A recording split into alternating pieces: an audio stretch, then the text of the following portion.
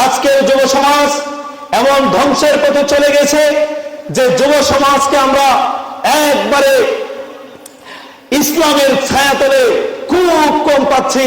আবার কিছু যুবককে পাওয়া যায় যারা রাতের অন্ধকারে ওযু করে সালাত আদায় করে আল্লাহর কাছে দোয়া করে, কি করে তারা চিন্তা করে কি করে এই সমাজটাকে পরিবর্তন করা যাবে, এই সমাজের প্রত্যেকটি নির্যাতিত মানুষকে কিভাবে উদ্ধার করা যাবে, কিভাবে তাদেরকে শান্তি ফিরিয়ে দেওয়া যাবে।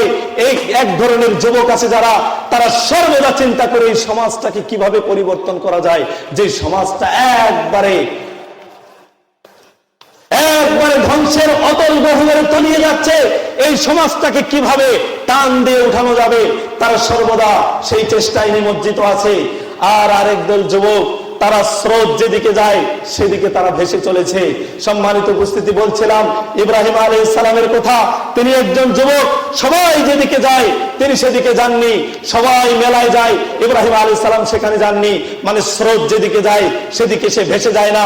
আমাদের যুব সমাজ আজকে কচুরিপানা, খড়কুটায় নিজেকে রূপান্তর করেছে যে কচুরিপানা যখন নদীতে ছেড়ে দিবেন সে ভেসে চলে যাবে, যেদিকে স্রোত সেদিকে ভেসে যাবে, কচুরিপানা যেদিকে স্রোত সেদিকে ভেসে যাবে।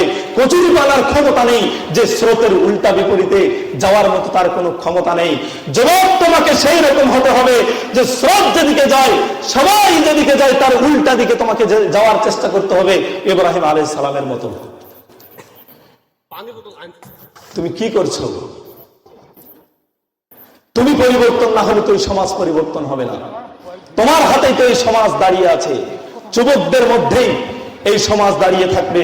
যে কোনো সময় যে কোনো অবস্থাতে যুবকরা যেদিকে যাবে সমাজ সেদিকে যেতে বাধ্য।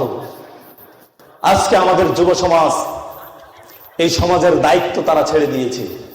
তারা নিজেকে মদ, নেশা, জুয়া, পাবজি, ফ্রি ফায়ার, ক্যাসিনো, এই সমস্ত কিছু একবারে নোংরা কাজের দিকে আমার যুব সমাজ আজকে ধাবিত।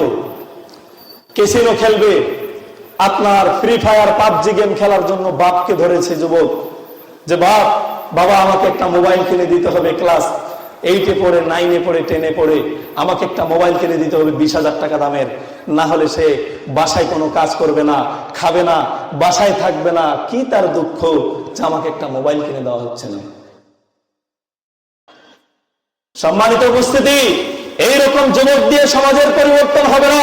যুবক, তোমাকে এমন একজন যুবক হতে হবে যেভাবে মুসাব বিন উমাইর রাদিয়াল্লাহু তাআলা আনহু, তিনি একজন যুবক ছিলেন। তিনি যখন ইসলাম গ্রহণ করলেন তিনি কি করলেন?